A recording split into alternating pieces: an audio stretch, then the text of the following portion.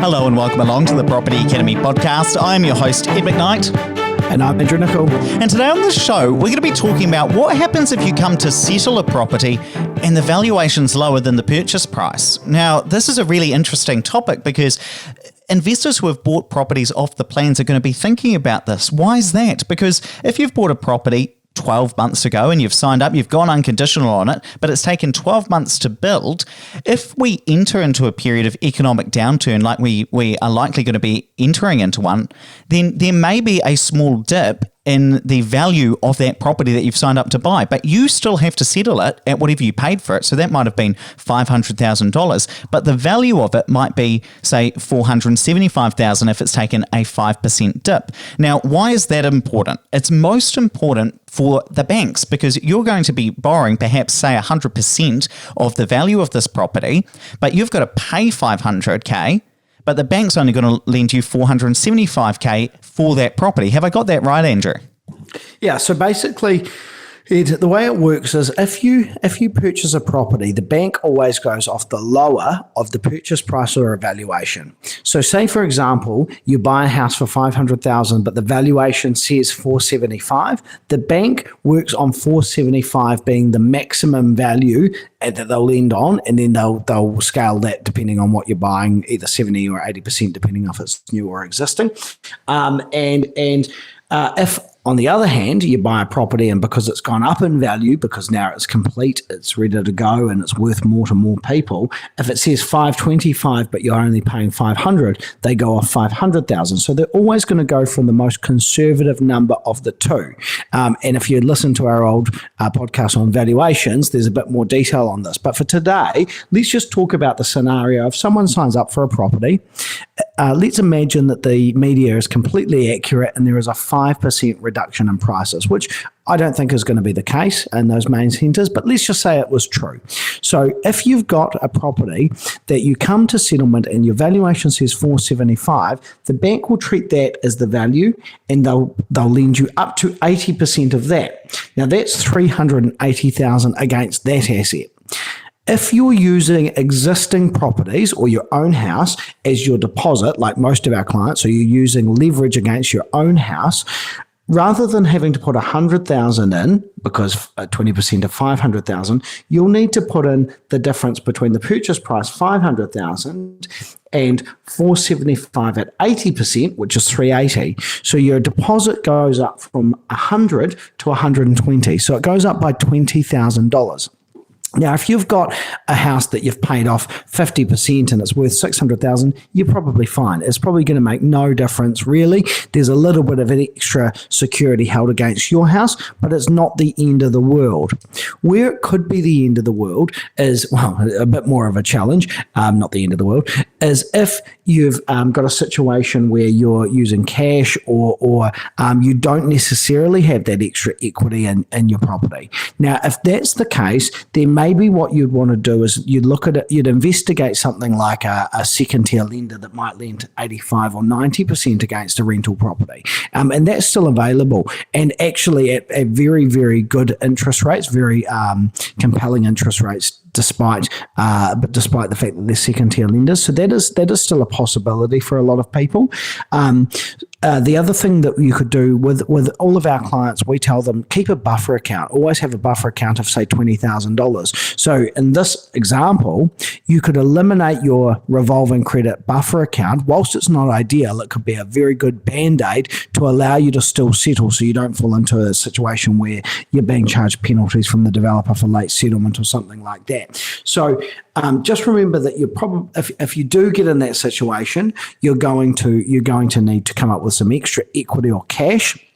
If you don't have that, you need to look at a second tier lender, or you maybe could negotiate with the developer. That's always a possibility. So I know that there are developers out there at the moment that would rather you settle 95% of the property, take possession, and owe them another 5% when the market corrects, if you got into that situation. Now, the great thing about dealing with a company like us is that you've got some grunt when you go to make those negotiations. So none of our clients would ever be in a situation situation where they'll be left on their own to deal with something like that. Just thinking about some of the other strategies that you might do. If you did need a bit more deposit and you couldn't come up with it yourself and you couldn't get another loan, maybe that's when you bring in another investor. If you need 120 and you've only got 100, maybe you get a friend or a relative to lend you the other $20,000 and you pay that off, and or you include them as a percentage share of the investment. That could be a way of getting around it as well. And Andrew, as well, I suppose what this all comes down to is when you get the valuation and the need to have a registered valuation before you go ahead and get your lending before you settle. Now, just correct me or confirm for us all as well, I should rather say, is that how far before you settle in advance do you need to get that valuation done so you can go and get the lending?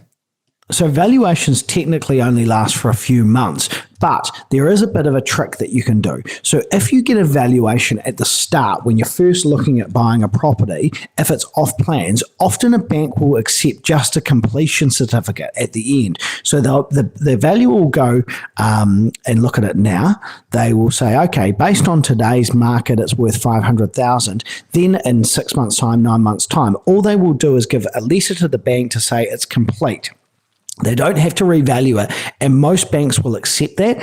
And so that would be, if you wanted to be really safe when we come out of isolation, if you've got a completion coming up in the next 12 months, maybe you get that valuation now if you haven't done that already. And the same if you've got a house that you're using as equity to leverage you into this and your equity level or usable equity is tight, get that done straight away before the valuations change. Because, of course, remember, it takes sales to occur before valuation gets affected. So it could very well be that you can go out 2 weeks after isolation, get a valuation on the current values, and if the values did drop over the next 2 months, you've still got a valuation that's usable based on today's values or when we come out of isolation. And Andrew, this is where I need to talk as well about the difference between house prices and house values. Now, this is really interesting, and you might think that the difference almost is trivial. Ed, what's the difference between a price and a value? Often on this podcast, we've previously said that there's no such thing as buying a property below value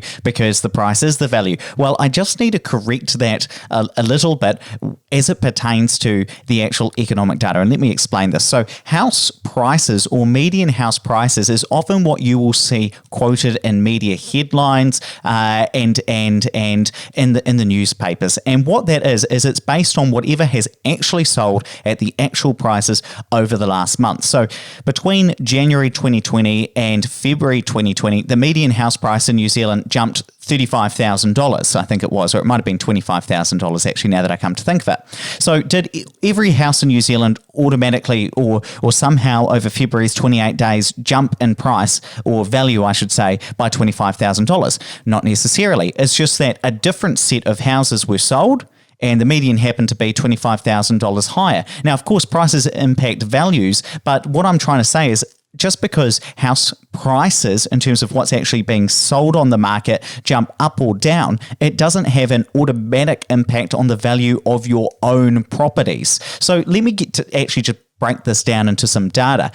During the last GFC, the last economic downturn, property prices in Auckland, the median property price fell by about 9%, but the median value only dropped by about 4%. Similarly, I was looking at Hastings for some reason the other day, and I saw that the median price over that period as well dropped by 16%, but the median value only dropped by 8%. And what is that caused by? I guess it's caused by things like if somebody is forced to sell their property because they need cash flow in their business, or they need to downsize, there's been a redundancy and they've had to sell at a lower price and they've just had to take whatever the market would give. That would be one of the reasons why a price would be lower than a value. And so my key message for you is that values move much more slowly and gradually than prices. So when you see predictions by an economist saying look, I think that property prices are going to drop by 7%. That doesn't necessarily mean that the value of your personal home or your personal investment properties are going to drop in value by 7%. It's just that the market prices or the average price that's on the market at a particular time drops, because market prices tend to jump around all the time, and that's why you can see a $25,000 gain in the space of 25 days, just because of how this data is actually calculated. And the last piece of advice I would give people is, if you are doing this by yourself and you are in a situation where you find that the valuation is less than what the purchase price is, or your own house is not going to allow you to unlock the equity that you expected, remember, of course, if you can get a valuation when we come outside of isolation, set up that deposit facility immediately so that that's there, because the bank won't take it away and ask you for another valuation later. You could do that right away if you are using split banking. If you do find yourself in a situation where you're unable to settle, have a conversation with the developer straight away, or the vendor straight away, because the sooner you have that conversation, the sooner you can start looking at alternatives. Nothing annoys developers more than when you get to settlement and then tell them that you can't do it, because at that stage, bit of a panic, and if you're late with settling, it could cost you 15% per day, so 15% per annum charged daily. So you need to think about that so that you can find a way out sooner rather than later. Fantastic. Well, let's wrap it up there, but please don't forget to rate, review, and subscribe to the podcast. It really does help us get the message out to more people. And hey, if you're interested in finding out what does coronavirus actually mean for the property market, why not join our live webinar, which is coming up this Tuesday at 5 p.m, the 7th of April. Or if you're listening to this after the 7th of April, there will be a recording available on our website, opuspartners.co.nz. So just go over to our website to register for this webinar, or I'm going to link it into the show notes. And what we're going to do is we're going to open up our analysis of over 165,000 different data points of all of the median values of suburbs over the last 20 years that we have, because we're going to be opening up and identifying which areas of New Zealand tend to have the biggest dips in property values during an economic downturn, and also which areas of New Zealand have the speediest recoveries as well. It's going to be a really interesting talk.